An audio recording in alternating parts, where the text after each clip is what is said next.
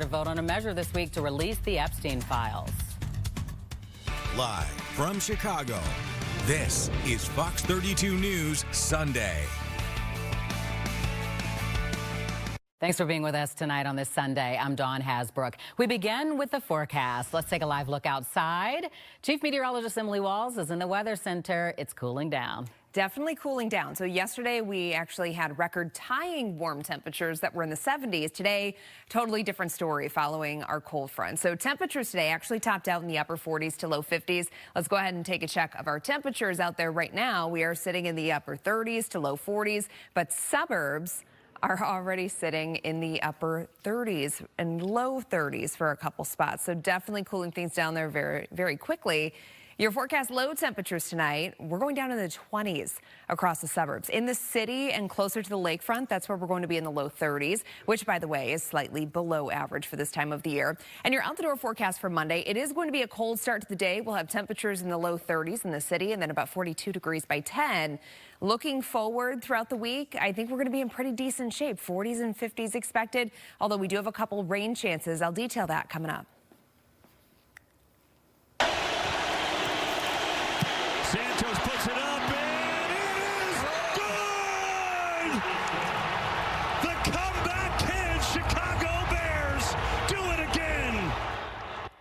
Another thrilling victory for the Chicago Bears. Yes, this was amazing, right? Winning field goal as time expired in the fourth quarter to beat the Minnesota Vikings. This was a redemption win after the Vikings beat the Bears earlier in the season. And if you can believe it, the Bears are technically in first place. Tina Nguyen joins us now. It wasn't pretty, but the Bears got it done again. Yeah, Bears right now first in the NFC North. Guys, we have to take a moment to just take this in right now. These last three games have shown us it's not going to be pretty, but the Bears are capable of winning these close games. Ben Johnson called it a must-win against the Vikings. After all, the Bears were tied for first in the NFC North, but they were 0-2 in their division, and for a moment felt like week one all over again, right? The Bears on the brink of disaster, but this time on the winning side of things as we show you the highlights and how it got done earlier today. Caleb Williams and the Bears taking on the Vikings, a rematch from week one. Second quarter, Bears down 3-0. Williams under pressure, spins away from the sack, scrambles to the outside for a 7-yard gain. Caleb Williams had 26 rushing yards on 4 carries later in the drive. First and goal on the Kamanungai. His third touchdown of the season. Bears go up 7-3. They would lead by as much as 16-3. Fourth quarter, Vikings driving. Jordan Mason here. 16-yard touchdown run. Vikings trail 16-10, under a minute left now. Vikings driving again. J.J. McCarthy, LaGrange Park native, to Jordan Addison here for a 15-yard score. Vikings go up 17-16. Bears already blew an 11-point lead to Minnesota in week one, on the verge of another collapse. But on the ensuing kickoff, how about Devin Duvernay? Gets a block at the 25 here and takes off down the sideline for a 56-yard return to the Vikings 40. Bears would get into field goal range. 4 seconds left. Cairo Santos, who missed from 45 yards out earlier, facing a 48-yard field goal for the win here. And this time it is good. Bears win 19-17. They've won 3 straight and 7 of their last 8. It was very reminiscent there of the first game where we ended up having a lead and then allowed it to get interesting there. And you know, we felt like we didn't make enough plays there in the first game to earn that victory. And so this one we did. So I do think that shows growth as a football team. It doesn't matter when, it doesn't matter how, it doesn't matter who, it doesn't. We got the guys, we got the coaches, we live in the known, and so when our moment comes, when their moment comes, whoever it is on the team, we'll make the play. And so, like I said, we gotta get better throughout the game. But you know, when it comes down to it, we know we're gonna make the plays at the right moment, the right time, and we're gonna go win the game. Well, you heard Don mention it. With the win, the Bears are in first place in the NFC North for now. After starting the season 0-2, they're 4 games over 500 for the first time since 2020. They haven't won a division title since 2018. Bears host the Steelers next week. By the way, Aaron Rodgers suffered a left wrist injury against Cincinnati today. According to ESPN's Adam Schefter, the concern is that it's a, quote, slight break, and Rodgers will undergo further testing tomorrow. We'll have much more reactions from inside the Bears locker room later in sports as well. Don? Well, Tina, week after week, the Bears are finding ways to win. How are they able to pull off these comebacks that make us nervous?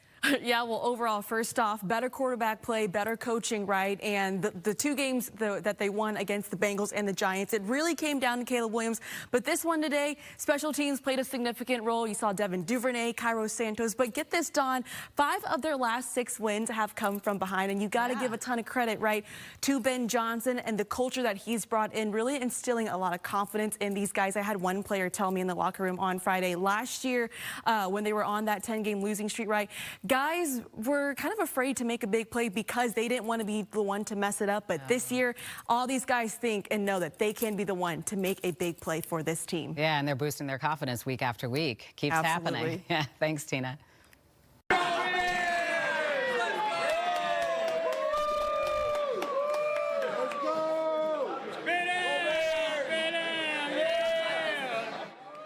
Bears fans pumped up about the win. We caught up with some of them at a sports bar, yes, first draft, after the game.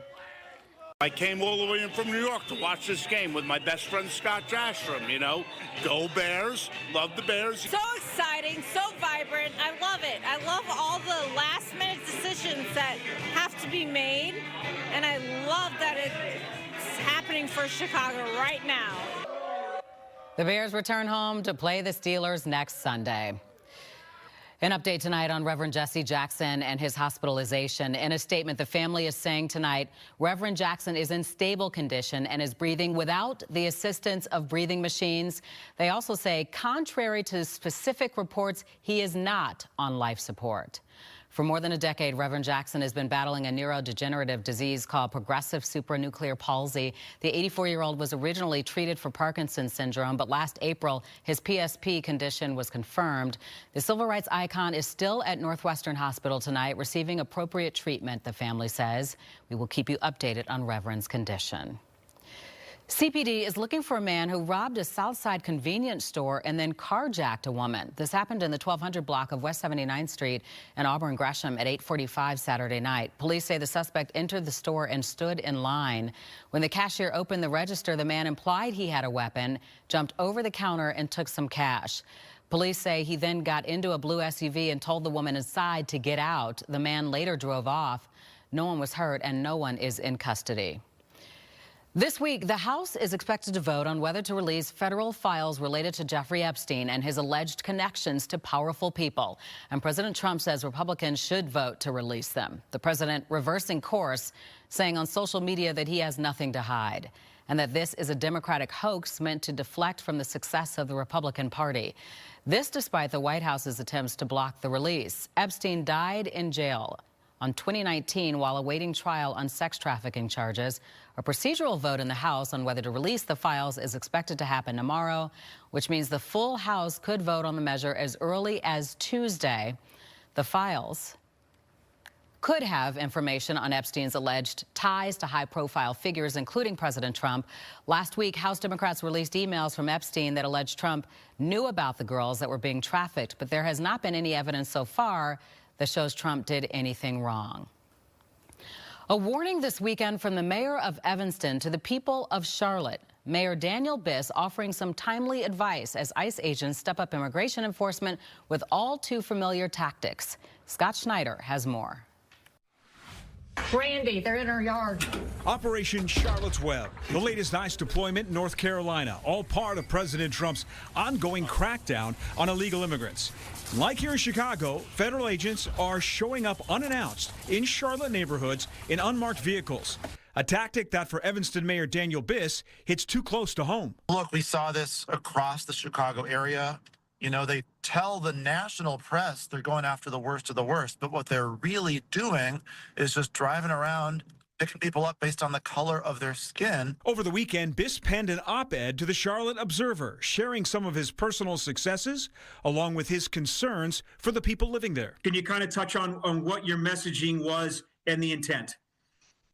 Yeah, this is all about people coming together to keep each other safe, right? Well, what we learned here in the Chicago area is if they get too much attention, if there's too much commotion, if they're being watched too closely, they don't like that, they move elsewhere.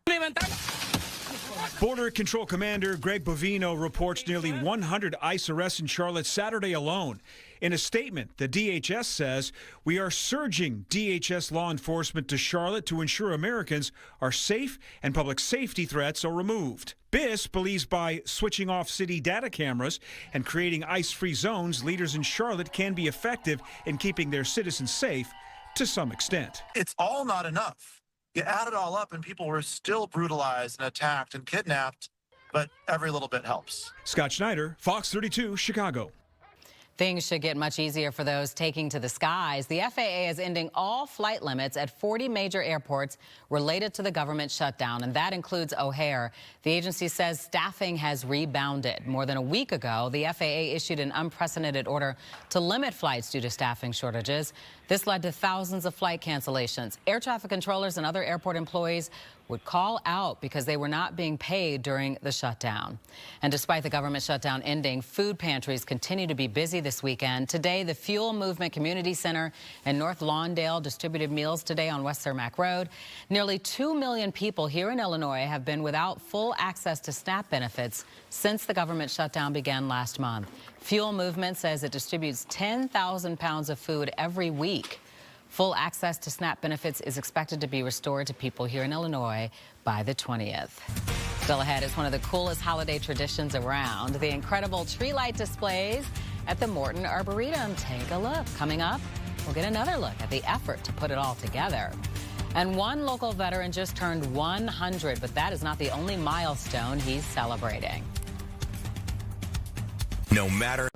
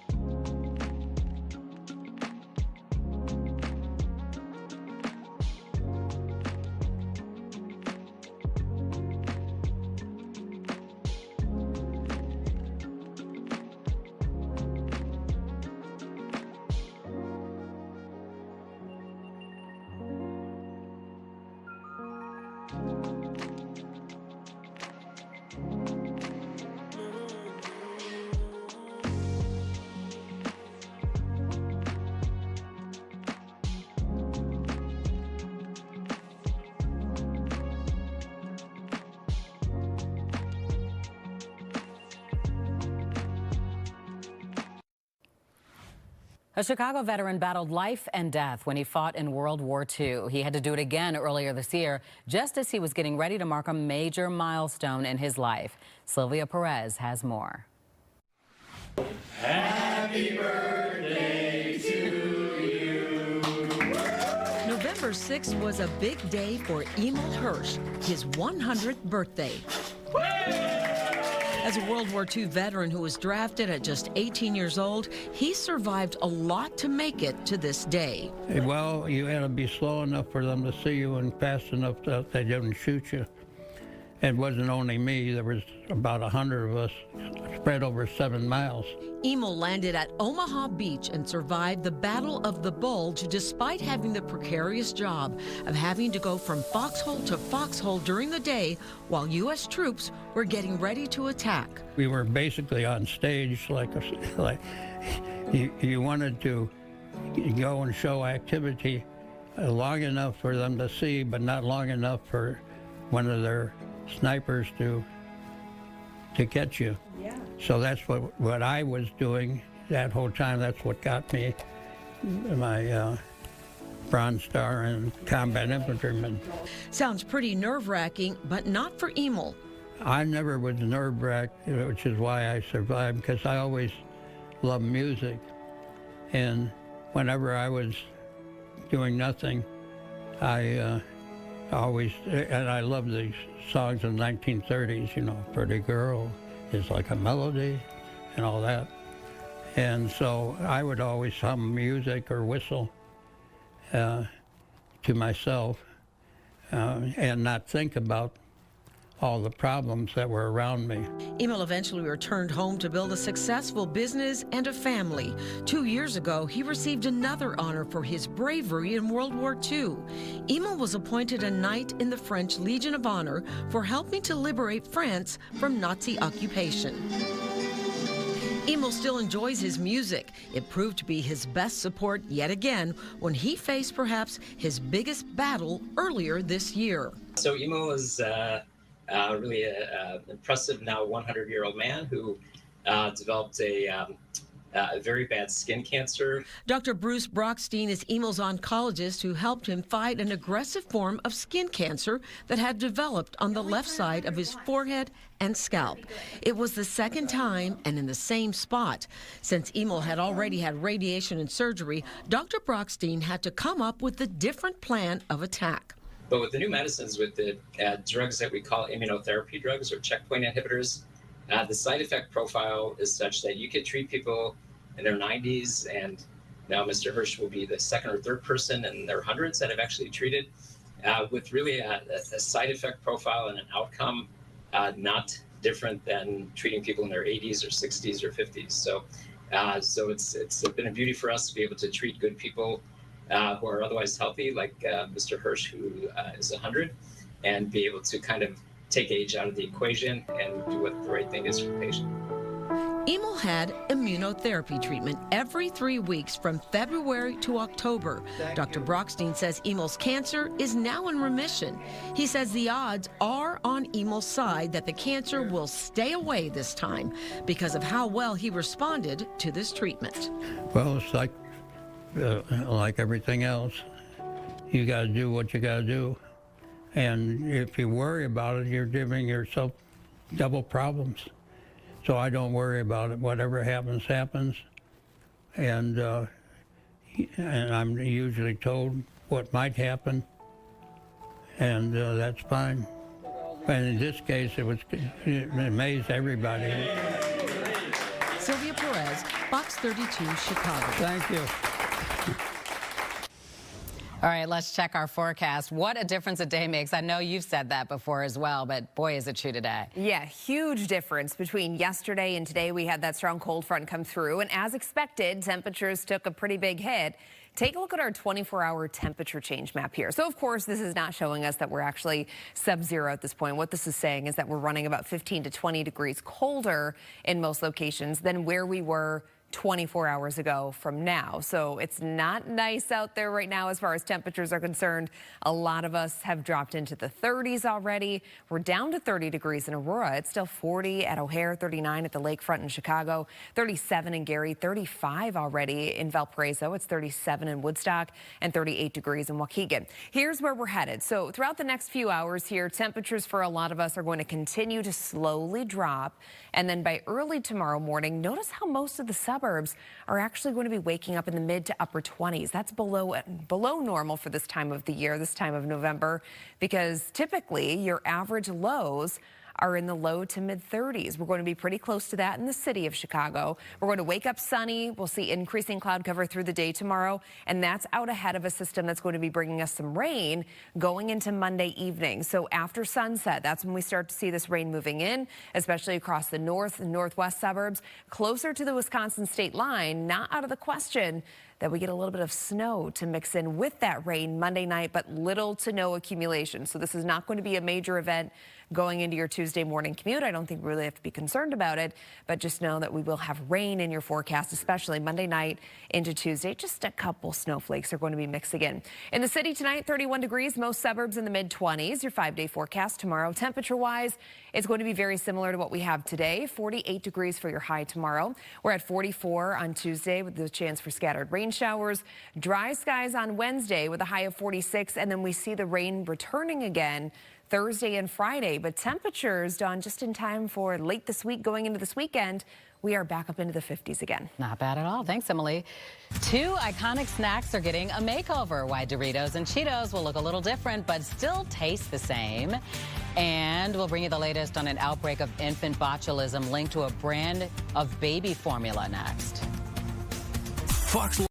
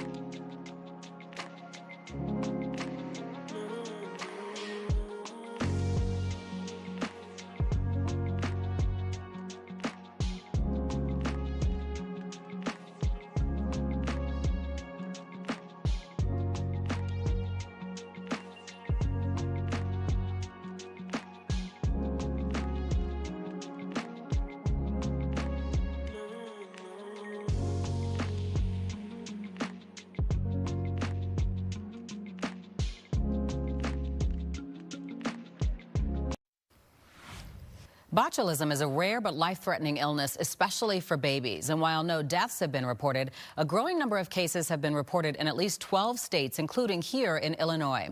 The outbreak is centered around By Heart formula. The company recently updated its recall status, and families are filing lawsuits now. Chanley Painter reports on the latest. Food safety and medical experts are sounding off in the midst of an outbreak of infant botulism across at least a dozen states. While federal officials are reviewing more cases, at least 15 babies have become sick since August, with all of them having been hospitalized after being fed formula from the maker By Heart. Infant botulism is an infection that can occur from what's called botulism spores, and they get in your body and they cause the nervous system to stop working. so your muscles don't work, including the muscles that you need for breathing. This week, ByHeart expanded its voluntary recall to include all of its products nationwide, writing in part, quote, "This action is being taken in close collaboration with the U.S. Food and Drug Administration." But as investigations continue, the FDA on Tuesday said lab data shows ByHeart's whole nutrition infant formula, quote, "might be contaminated with the bacteria that causes botulism." I have to trust what's on the label. I have to trust where I'm getting it. It comes as families of at least 2 impacted babies are suing ByHeart, accusing the company of negligence and highlighting their terrifying experiences. She was declining. She was refusing the bottle. And, my thought was that she just needed to drink and eat, and that's why she was losing her weakness, or she was getting more weak. But then I came home from work and she was sleeping, and went to pick her up to feed her, and I couldn't wake her up.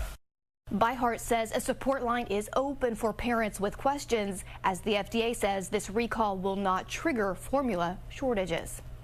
I'm Chanley Painter, Fox News. A major ruling in connection with the country's opioid crisis. Purdue Pharma has won bankruptcy court approval for a settlement of more than $7 billion.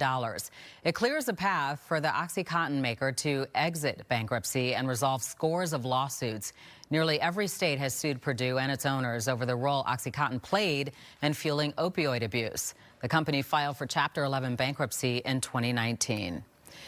2 beloved snacks are getting a makeover that promises to taste the same but look very different. Doritos and Cheetos have launched a new line of chips called NKD, pronounced naked, that will be missing some traditional colors. In April, PepsiCo announced it would begin phasing out artificial dyes in products like Doritos, Cheetos, and Gatorade. The new Doritos will be offered in Cool Ranch and Nacho Cheese flavors, while the Cheetos will come in puffs, and yes, the still favorite, at least for me, Flamin' Hot. Still ahead on the news at 9, a follow-up on racism allegations involving the Aurora University football team, the latest response from the school, and the questions experts say this raises on campuses across the country. Emily. And we have seasonable temperatures in your forecast this week, but several opportunities for rain. Next up is going to be here Monday night into Tuesday. I'll have your forecast coming up.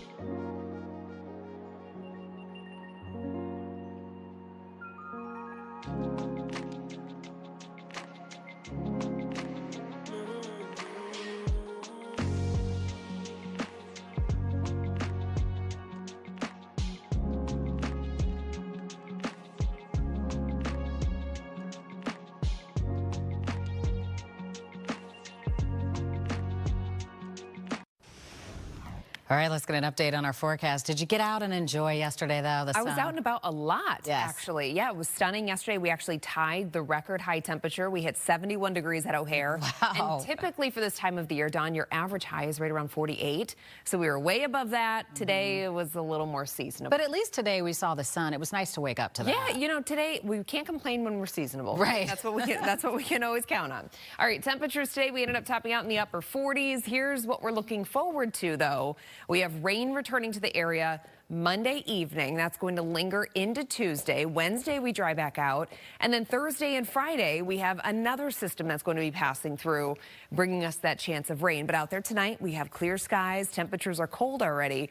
We're down into the upper 20s in Rockford. It's 30 in Aurora. Still at 40 at O'Hare, 42 at Midway, 37 in Gary, and 39 degrees in Merrillville. Tonight in Chicago, we're only dropping down to about 31 degrees. We're still going to have northwesterly winds gusting as high as about 15 miles per hour.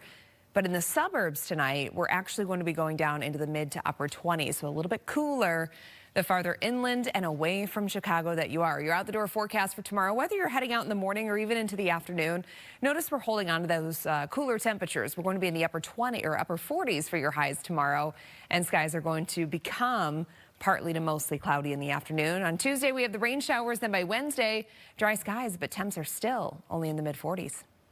Thanks, Emily. Tonight, a Fox Chicago follow-up. Our report on the former Aurora University football player who said teammates targeted him with racial slurs sparked a wave of questions, including how a moment like this shapes a young person.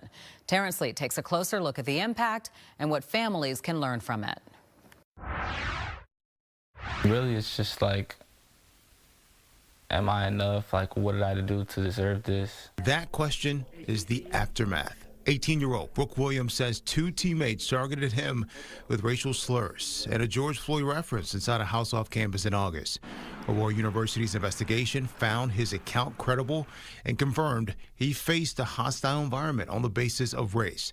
Brooke stayed on the team during the process. The two accused players stayed too. The coach told them just go in there and be humble. And, you know, it'll blow over is what he told them. It's in the report. The university issued its first sanction after that. The two players were suspended for the rest of the season. But before that decision came down, the family says the retaliation had already started. Brooks says his plays were skipped in film sessions. Some of his gear went missing. He left weeks later and lost his scholarship. He shut down for a while after this. It's dimmed his light a little bit. He's in therapy. Which is huge. To understand how that kind of hurt can follow someone, we turn to Dr. Derek Brooms. It's a level of frustration, and at the same time, it's not necessarily a surprise. This is what we see in a good deal of the research literature. He leads the Black Men's Research Institute at Morehouse College and studies how black students move through college life. Online, many ask why Brooke didn't just tough it out. Dr. Brooms says what some call toughness can also be damage. Football is a space where we talk about things like, you know, this is a family. They push that a lot, that it's a brotherhood. I didn't feel like it was a brotherhood at all. If we're all in it together, why am I being singled out? And not singled out based on my ability, which would still be problematic, but clearly on my race and ethnic background. It creates mistrust. It creates a lack of safety. Others ask why no other black players came forward. Dr. Brooms says that does not cancel out what Brooke shared. We all are on our own journeys and pathways. There may be other players who may have experienced something like this. We don't know what they've experienced, and we can't question them on why they didn't speak up. Instead of focusing on who did not speak up, sociologists and campus psychologists say students look at their own risk. If this can happen to Brooke, it can happen to me. Researchers call that healthy paranoia or cultural mistrust. There's this sense of I need to actually prepare myself for potentially challenging, stressful, psychologically challenging experiences. Brooke plans to enroll somewhere new in January. His credits won't transfer because Aurora is a private university. His mom says she wants campuses to center care and accountability. No child should have to go through this at all. So what can parents do? Dr. Brooms says start with 3 basics. We have to inform our children about some of the realities that continue to exist in our society. We have to ensure that our young people understand self-love. The third thing is self-advocate. And this does not only affect black students. Dr. Broom says he sees the same patterns with Latino, Asian, first-generation, queer, and low-income students, too, who feel on the outside. It is rife within higher education. If we don't put mechanisms and supports in place, it can be fertile ground for some very, hard, harmful, disturbing experiences that people carry with them long after college, and may lead to attrition. The university says federal privacy laws limit what it can share. It says every report is reviewed and action follows when there are policy violations. The appeal decision shows the two players must complete racial sensitivity training and can return in January. We need education for folks to understand that these types of behaviors continue to perpetuate the harm that have existed in this country for decades. So sensitivity training, sure, and then what? Is it a check off because I went? Yeah. Because then there's no accountability for what I supposedly had learned. So what are the follow-up steps? And without real follow-through, Brooks's mom says the aftermath lands on her son as a question about his worth. You go to school to get an education and to have fun and to gain lifelong friends, not to now have mental health issues or, things like that because of what was said to you and you did nothing to deserve it. The president says the university saw our coverage and started an internal review. He also says the school will hold listening sessions, set up more spaces for students to speak up, and bring in an outside consultant to look at the culture inside athletics.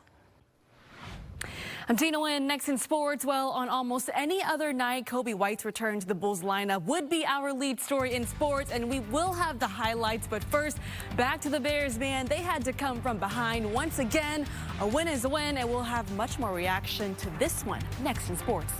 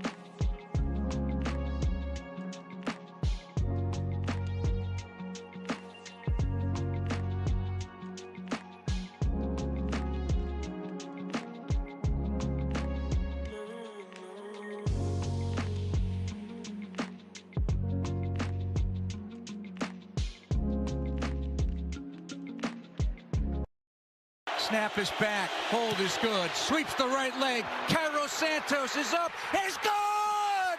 Good! Good from 48!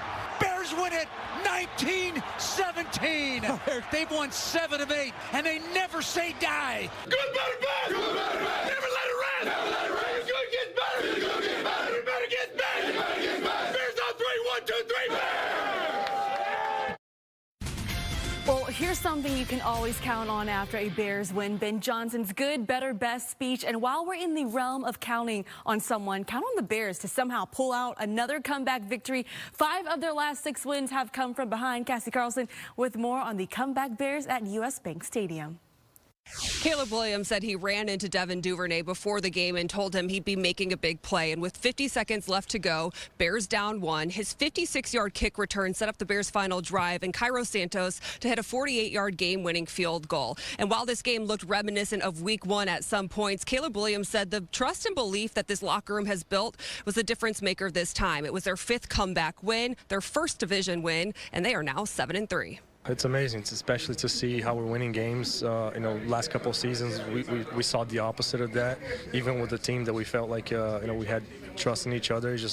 I think we've grown so much to learn to win these games, and it's amazing to see kind of week in, week out.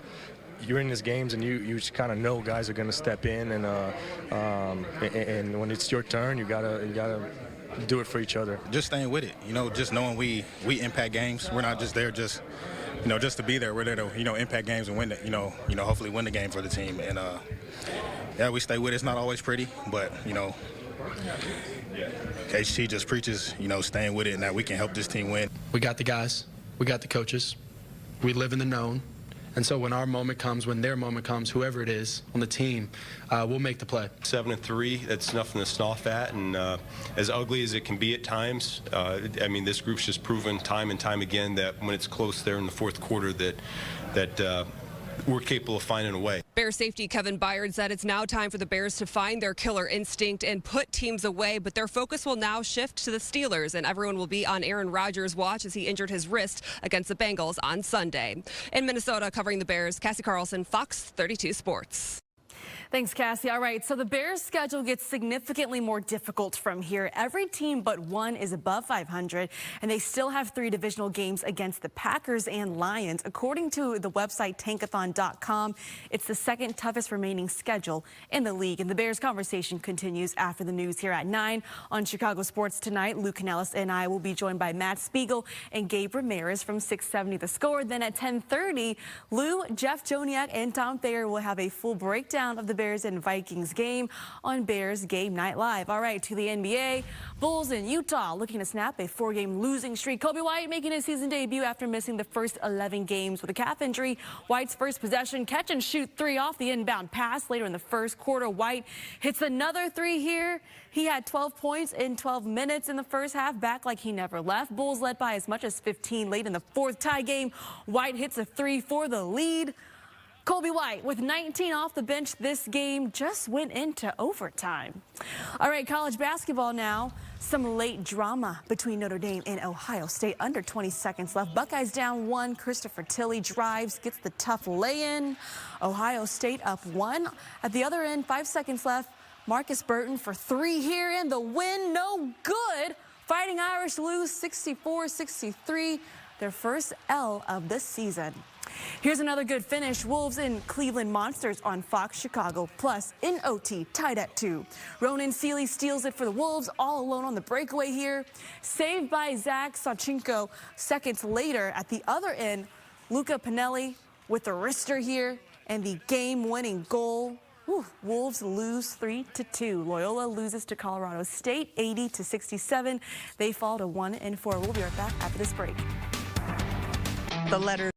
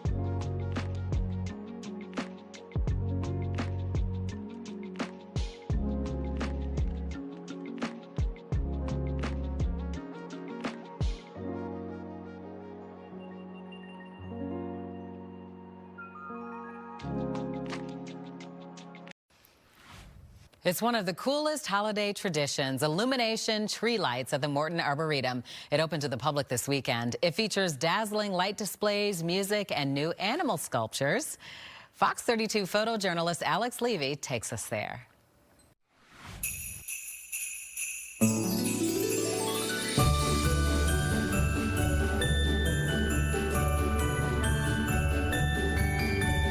Illumination is going into its 13th year. It's one of Chicago's most beloved holiday traditions here at the Morton Arboretum, and we have 20 immersive light displays over a 1-mile ADA accessible walking path. It's a great way to spend time out in nature at this time of year, just kind of looking at the beauty of trees in the winter season. We want our guests to come out and experience nature in a way they haven't seen it before, and to enjoy nature at the holidays, and also to just slow down. This is an opportunity to enjoy the holidays at a different kind of pace. We want people to enjoy the trail, stop for some hot chocolate, enjoy one of the fire pits, and really make an evening of it here at the Morton Arboretum. This year we have our Vivid Creatures, which is our art exhibition. They are beautiful, colorful, gigantic animal sculptures, and you get to see them in a different light.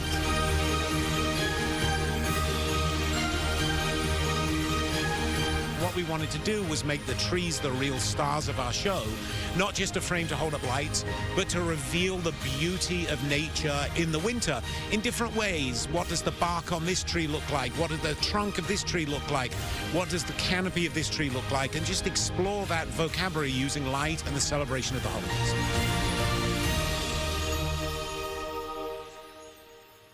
Beautiful. We have to get there now, Emily. We're getting there. We're going to get there fast, too, I think, for a lot of us, because it's looking like the first week or so of December, a couple trends are taking us in a much cooler weather pattern. Of course, we still have a couple weeks before that. We have to get through Thanksgiving first, and through Thanksgiving, we're actually projected to see above average conditions. So we still have a little while till that cold really settles in, getting ready for the holiday season. Now, the drought monitor, let's look at this. So across the south suburbs into northwest Indiana, we're in really good shape. We've been removed from that abnormally dry condition. However, moderate to severe drought still stands across a large portion of northeastern Illinois. And we do have several rain chances in your forecast this week, but it doesn't really look like it's going to be a widespread soaker for all of us, which is what we could really use. Now, your 5-day forecast as far as temperatures go, we're in the upper 40s tomorrow, low to mid 40s on Tuesday, Wednesday mid 40s, and then several systems are going to pass through this week, but temperatures late this week actually going up into the 50s again. So we're going to be a little bit warmer going into this upcoming weekend, and that should set the tone for the week of Thanksgiving as well. Futurecast taking us throughout this evening and tonight. We have clear skies. High pressure is very nearby. Tomorrow morning, we're waking up to sunshine. Temperatures will be cold, though. We're going to start off in the 20s in the suburbs. In the city, low 30s is what we're going down to tonight. And then if you have plans Monday evening, I have the clock stepped here around 6, 7 p.m. or so. We're starting to see those showers trying to reach into the area, especially across the northwest suburbs. And then that's going to continue to move through during the overnight. And there is a chance that a couple snowflakes could actually be mixing in near the Wisconsin state line. Little to no accumulation with that as far as snowfall goes. But again, we're still going to have those rain showers kind of cruising through periodically through the day on Tuesday. For tonight, 31, we'll have northwesterly wind gusts as high as about 15 miles per hour. Most suburbs going down to the mid-20s tonight. Your 7-day forecast tomorrow, partly cloudy skies, 48 degrees. We have showers returning Monday evening. That's going to linger into Tuesday. We dry things out on Wednesday, but then Thursday and Friday, we have another system coming through, 54 degrees, but we have sunshine just in time for the weekend. Dawn. All right, thanks, Emily. Are you ready for a history lesson? There are 2 wooden alleys left here in Chicago. We'll learn more about them next.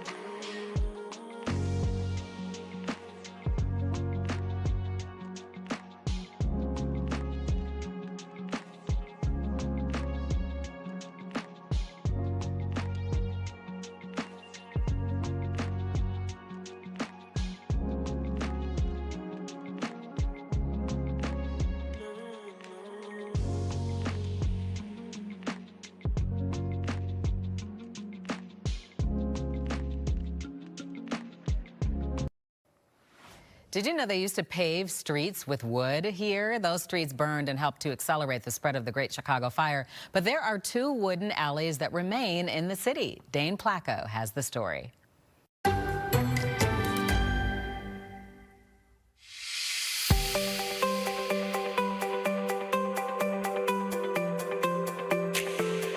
This alley in the Gold Coast neighborhood is one of the last surviving examples of a style once common throughout Chicago. Paved not with concrete or asphalt, but wooden blocks. In Chicago's earliest years, streets were often muddy and impassable. In the mid-1800s, the city began raising the street grades and experimenting with new materials to provide a harder surface, including wood. Woodblock paving was first developed in Boston in 1848, and by 1871, more than 50 miles of Chicago streets were paved with wood blocks, a cheaper material than stone.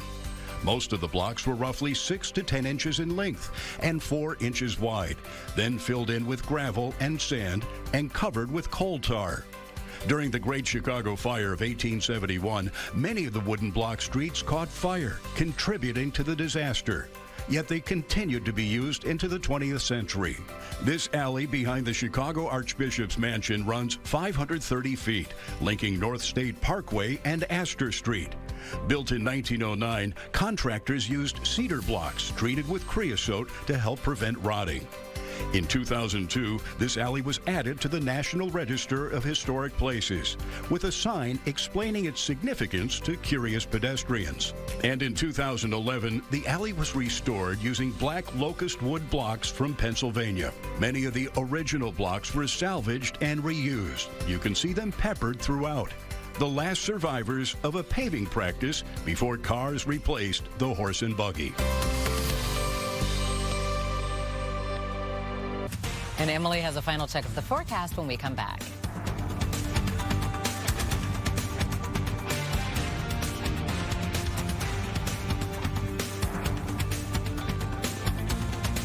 It's the year.